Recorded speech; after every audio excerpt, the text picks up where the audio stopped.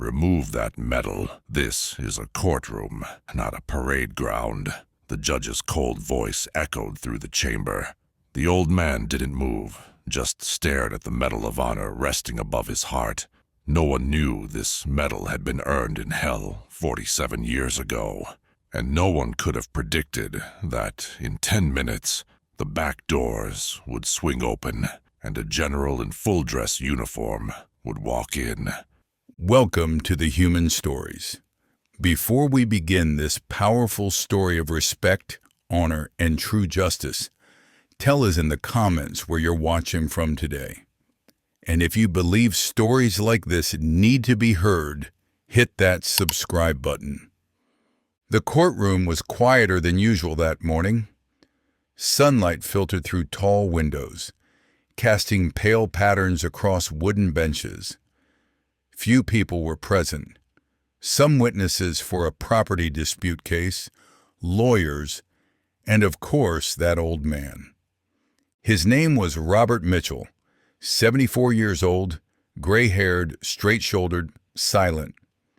When he entered the courtroom, no one looked twice.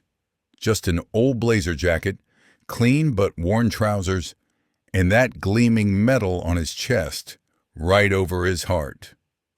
Most assumed it was some kind of service pin. None realized they were in the presence of a Medal of Honor recipient. Judge Harold Whitmore was a seasoned legal veteran with 20 years of experience. Stern, distant, a rule follower. He'd never served in the military, but he loved discipline. When he took his seat, his eyes immediately fixed on Robert. More precisely, on the metallic gleam on his chest. "Mr. Mitchell," the judge said, shuffling through files, "before you take the witness stand." He paused. His eyes returned to that medal. He frowned. "What is that?" he asked, pointing at the medal with his finger. Robert stood slowly. With the careful movement of his age, he walked to the witness stand. "Medal of Honor, sir," he said quietly. The courtroom stirred slightly. A few people looked up from their phones. Lawyers stopped scanning their documents.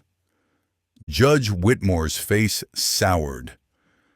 "This is a courtroom, Mr. Mitchell, not a parade ground.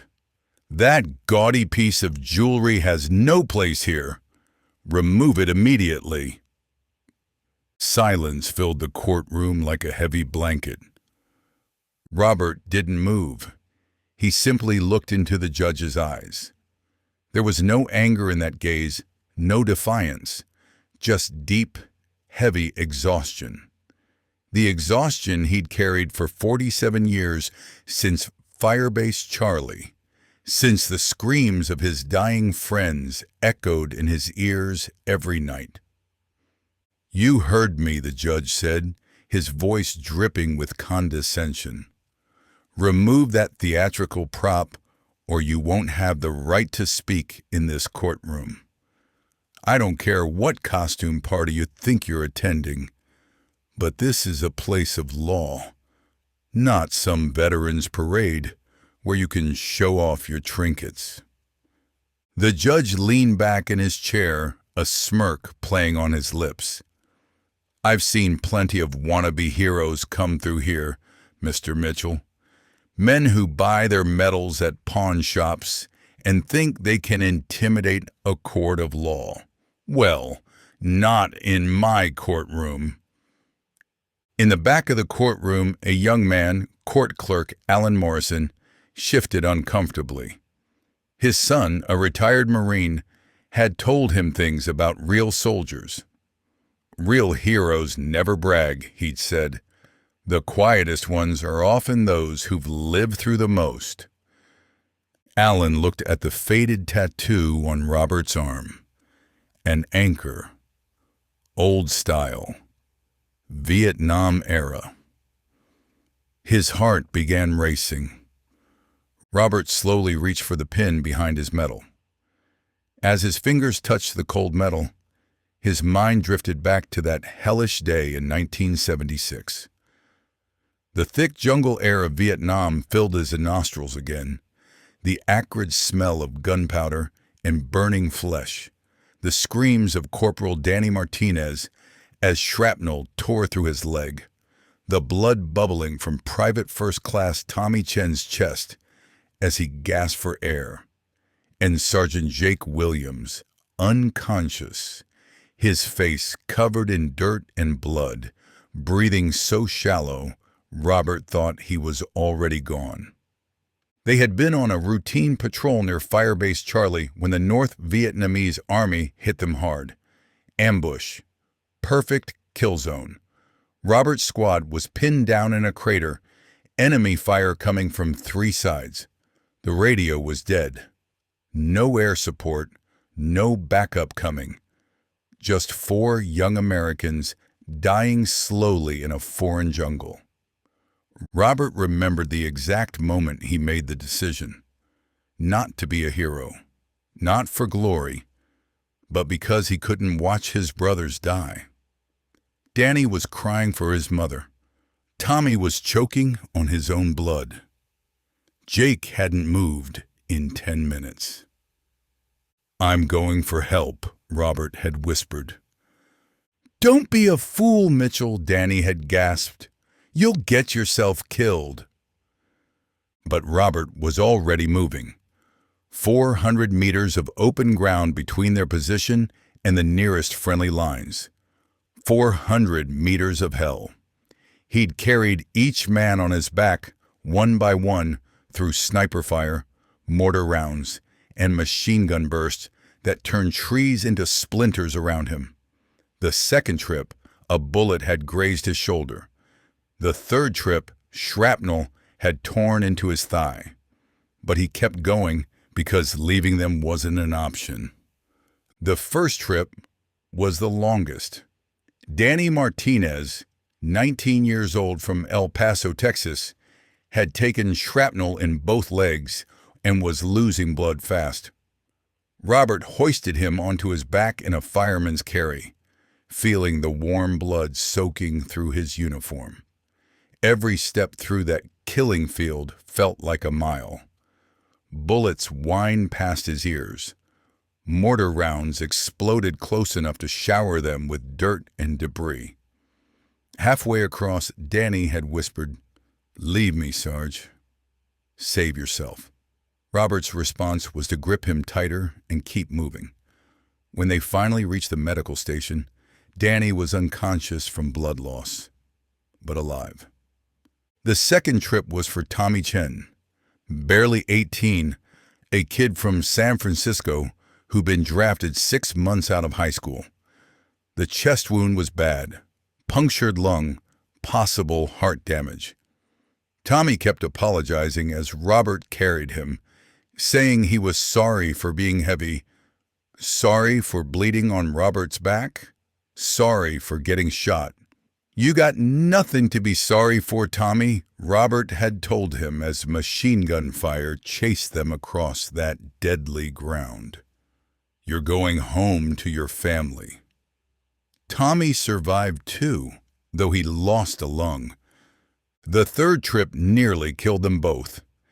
Jake Williams was unconscious, dead weight, and Robert was running on adrenaline and willpower alone. His shoulder wound had reopened, his thigh was on fire from the shrapnel, and enemy fire seemed to be coming from everywhere. But as he stumbled into friendly lines with Jake on his back, he felt something he'd never forget.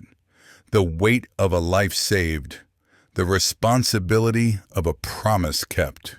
The courtroom held its breath as the metallic click broke the deep silence.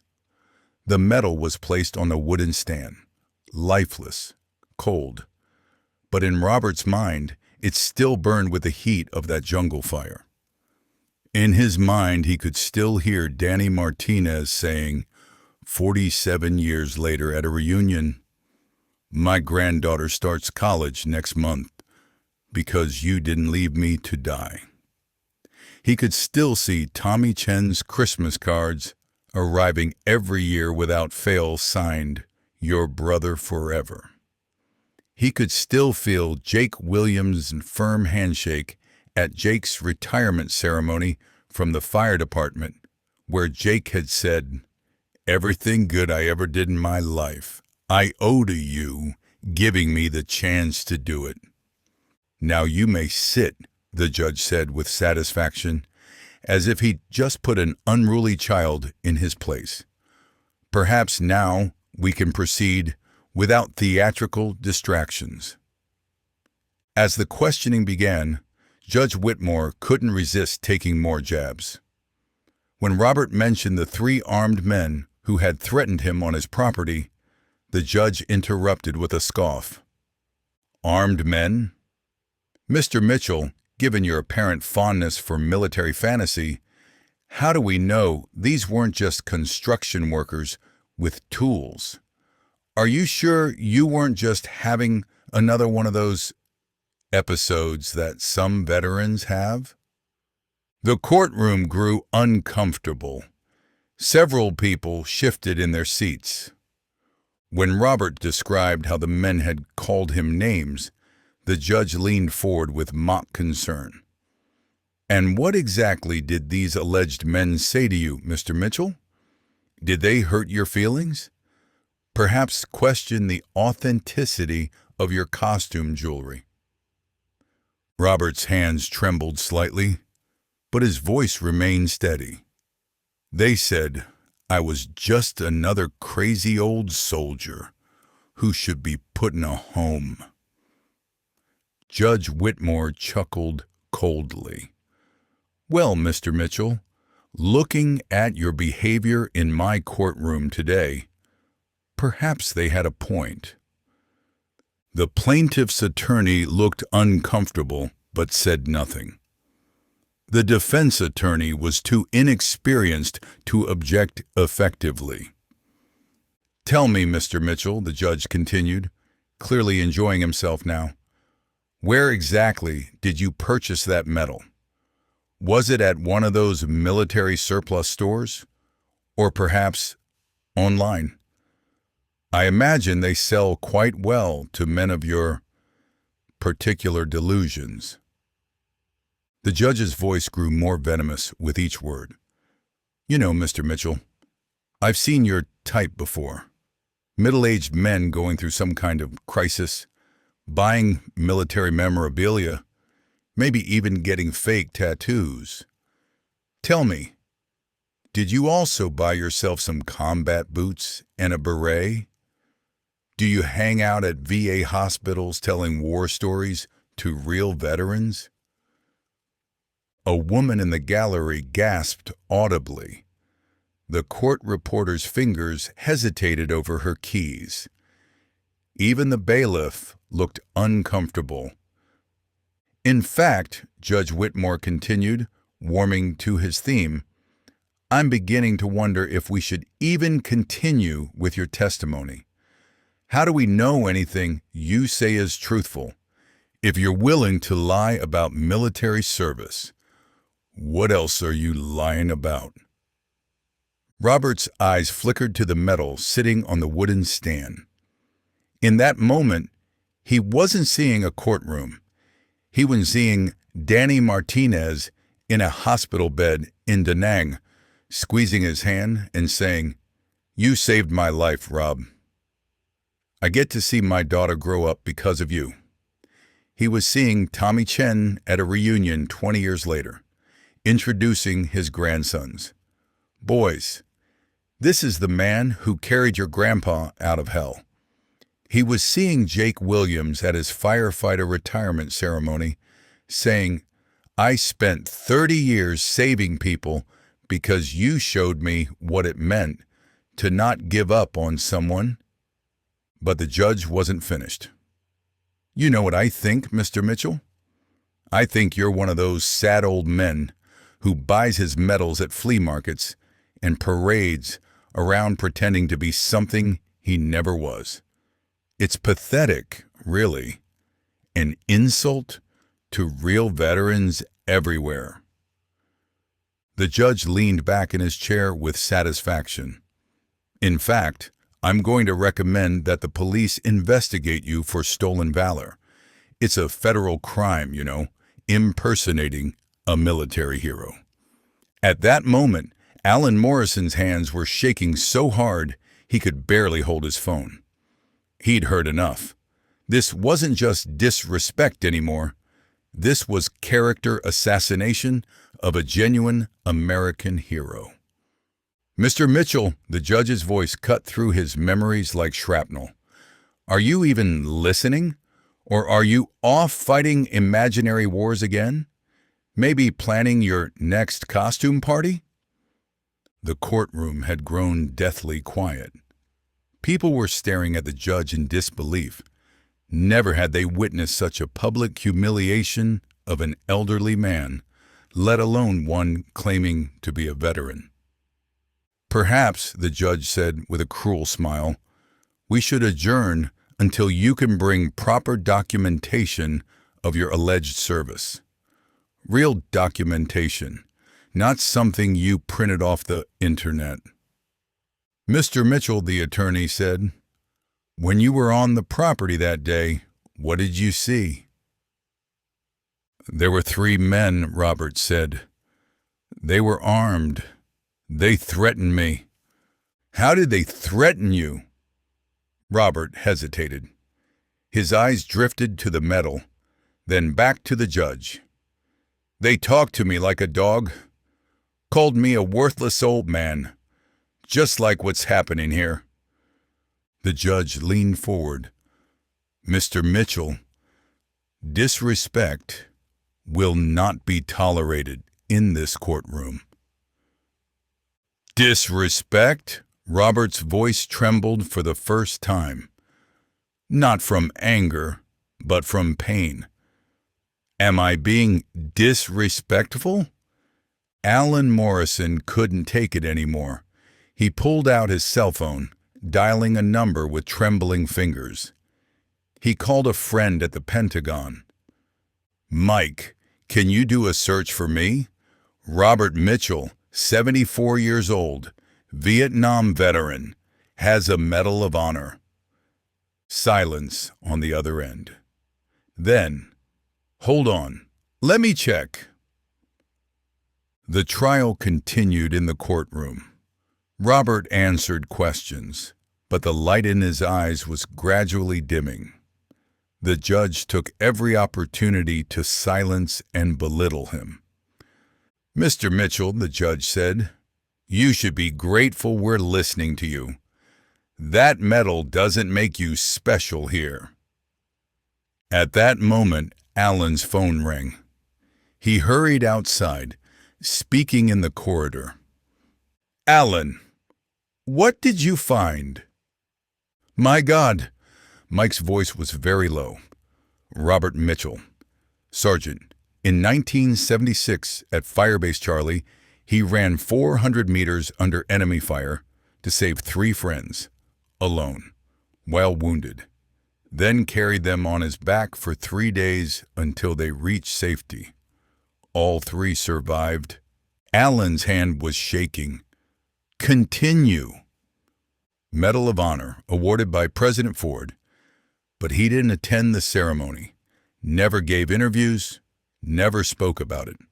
Known in the military as the silent hero. Alan hung up. He ran back to the courtroom. Robert was still at the witness stand.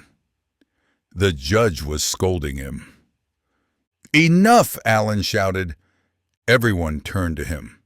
Alan's face was red, his hands clenched into fists. Your Honor, do you know who this man is? Mr. Morrison, return to your seat. This man saved 3 lives under enemy fire while wounded, and you're... Just then, the back doors of the courtroom opened. Heavy footsteps, boot sounds. A uniformed man entered, a 4-star general, full dress uniform, his chest covered with medals. 2 aides-de-camp followed behind him. The courtroom was mesmerized. No one moved. The general walked straight to the witness stand. He stopped in front of Robert. His eyes met the old man's eyes. "Sergeant Mitchell," the general said, the respect in his voice audible to everyone. "I finally found you." Robert looked at him. Recognition appeared in his eyes. "General Harrison." "Yes, sir." "That young lieutenant whose life you saved at Firebase Charlie. Do you remember?" Robert's eyes filled with tears. "Kevin." "Yes, sir. If you hadn't pulled me out of that hell, I wouldn't be here now." The general turned to the judge. His voice turned ice cold. "Your Honor, do you know who this man is?" The judge began to stammer. I dot. "This man," the general said, raising his voice, "holds the highest military honor of the United States. He saved 3 lives under enemy fire despite being wounded, and you ordered him to remove his medal?" The courtroom was ringing. The general went to Robert's side, took the medal from the table, and carefully pinned it back on his chest. "This medal," the general said, "is not just metal. It's a symbol of courage, sacrifice, and honor, and no one can ask him to remove it." The judge tried to stand. I didn't know." "Not knowing is no excuse," the general thundered. "You humiliated this man. You degraded one of this country's greatest heroes, and that is unforgivable." Applause began to rise from the courtroom. Someone stood up, then another. Soon everyone was standing, applauding Robert. The old man was crying.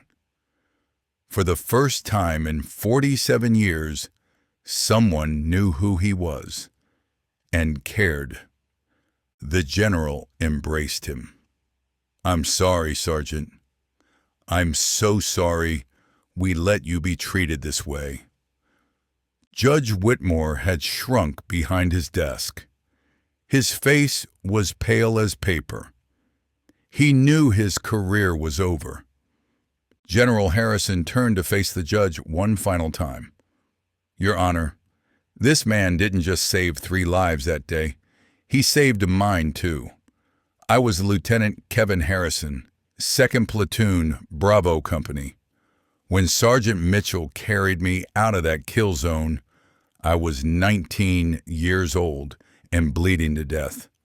I had a sucking chest wound and had lost so much blood that the medics didn't think I'd make it to the helicopter." The general's voice grew stronger, commanding the attention of every person in the room. "For 3 days, while I drifted in and out of consciousness, this man refused to leave my side. He gave me his own water rations. He used his own field dressings on my wounds. When I had nightmares about the firefight, he held my hand and told me I was going to make it home." He paused, his eyes never leaving the judge's face. "Because of this man, I lived to graduate from West Point. I lived to command soldiers in Iraq and Afghanistan. I lived to walk my daughter down the aisle at her wedding last month. Everything good in my life exists because Sergeant Robert Mitchell decided that leaving his brothers behind was not an option." The court was adjourned early that day. As Robert gathered his things, people approached him, not for autographs or photos, but simply to shake his hand. An elderly woman in the back row, tears in her eyes, said simply, "My son served in Afghanistan." Thank you for showing him what a real soldier looks like. A young veteran in a wheelchair wheeled up to Robert. "Sergeant," he said, "I've been struggling since I came back. But seeing you today, seeing how you carried yourself with dignity, even when that judge, it reminds me that we don't serve for recognition. We serve because it's right."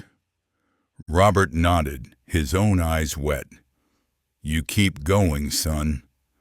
The mission isn't over when you come home. It just changes." 3 days later, Judge Whitmore submitted his resignation. The State Judicial Review Board had already begun an investigation into his conduct. The video of his treatment of Robert, recorded by a court observer on their phone, had gone viral. Veterans organizations across the country demanded his removal from the bench. But the judge's fall from grace was swift and complete. Local bar associations revoked speaking invitations. His wife filed for divorce, citing the public humiliation. His country club membership was quietly terminated. The law firm that had promised him a position after retirement withdrew their offer. Whitmore spent his final days on the bench in an empty courtroom, processing paperwork and avoiding eye contact with everyone. His legacy, 20 years of judicial service, was reduced to a single viral video titled "Judge Humiliates Medal of Honor Recipient." Meanwhile, Robert Mitchell's life changed in ways he never expected. Letters arrived daily from veterans and their families. A documentary filmmaker wanted to tell his story. The local VFW asked him to be their guest of honor at the Memorial Day ceremony. But perhaps the most touching response came from an unexpected source. A week after the trial, Robert received a hand-delivered envelope with no return address. Inside was a letter from Judge Whitmore's own son, Marcus, a Marine captain stationed in North Carolina. "Dear Sergeant Mitchell," the letter began, "I saw the video of what my father did to you in his courtroom. I am writing to apologize on behalf of my family. My father has never served in the military, and I fear he has never truly understood what that service means. I have served 2 tours in Afghanistan, and I know the weight that men like you carry. Please know that not everyone in my family shares his views. I am deeply ashamed of his behavior, and I want you to know that every Marine I've shown the video to has nothing but respect for you and contempt for what was done to you." Robert read the letter 3 times before setting it down. The sins of the father, he thought, should never be visited upon the son. The most meaningful change came from within Robert himself. For the first time in 47 years, he slept through the night without nightmares. The demons that had haunted him since Vietnam seemed quieter somehow. Not gone, but manageable. The public validation of his service, the acknowledgement of his sacrifice, had somehow given him permission to forgive himself for the friends he couldn't save, for the war he couldn't stop, for the nightmares he couldn't prevent. He began visiting schools, not to talk about war, but to talk about service, about making hard choices, about carrying your responsibilities even when no one is watching, about the difference between a hero and someone who just does what's right. Heroes aren't people who aren't afraid, he would tell the students, standing in gymnasiums and auditoriums across the county. Heroes are people who are terrified but do what's right anyway. Every day, you have chances to be a hero. Stand up for someone being bullied. Help someone who's struggling. Do the right thing even when it's hard, even when no one is watching, even when it costs you something. The students always ask the same questions. Were you scared? Yes, terrified. Did you think you were going to die? Every step of the way. Why did you go back for them? Because they were my brothers, and you don't leave your brothers behind. But the question that always stopped him cold came from a 12-year-old girl in Madison. Do you think you're a hero? Robert had stood there for a long moment, looking at all those young faces before answering, "No, sweetheart. I think I'm a man who made a choice. The heroes are the ones who didn't make it home." 6 months after the trial, Robert received a letter that changed everything. It was from Danny Martinez, the corporal he'd saved in Vietnam. Danny had seen the news coverage and wanted Robert to know that he'd named his grandson after him. "Dear Sarge," the letter read in Danny's familiar handwriting, "Little Robert Martinez is 4 years old now, and every night when I tell him bedtime stories, I tell him about the bravest man I ever knew. Not because he won a medal, but because he never left his friends behind. I've told him that his middle name, Robert, comes from a man who taught me that courage isn't about not being scared. It's about doing what's right even when you're terrified." The letter continued. "My wife Maria wants you to know that every Thanksgiving we set an extra place at our table for you. We've been doing it for 47 years. The kids used to ask who it was for, and I'd tell them it was for the angel who gave me the chance to be their grandpa. I saw what that judge did to you, Sarge. I saw how he treated you. I want you to know that every man whose life you saved, every child and grandchild who exists because of your courage."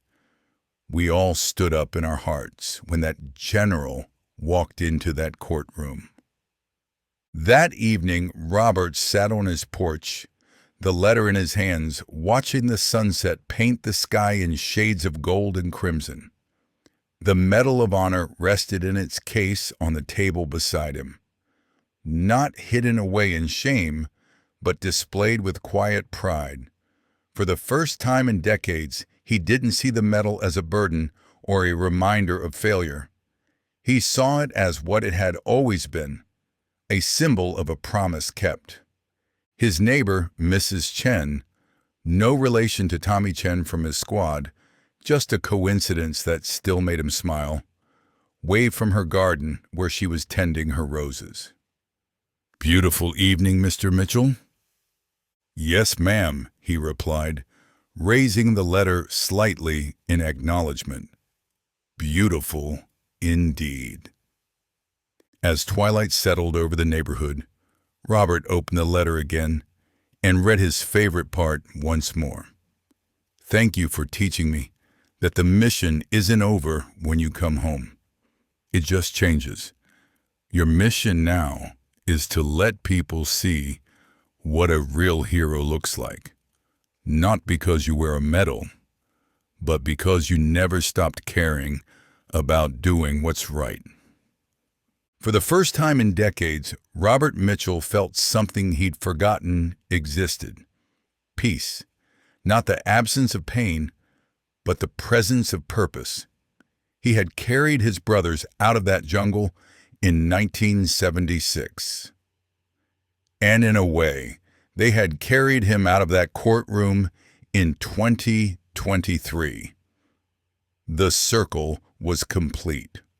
The medal hadn't made him a hero. The choice to never leave anyone behind had done that. And that choice, unlike any piece of metal, could never be taken away, could never be questioned by an ignorant judge, and would never lose its meaning. It was the choice that defined not just what he had done, but who he was. And finally, after 47 years of carrying that weight alone, the world knew it too. Robert Mitchell had never entered that foxhole to be a hero.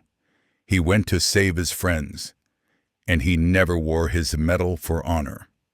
He wore it to remember them.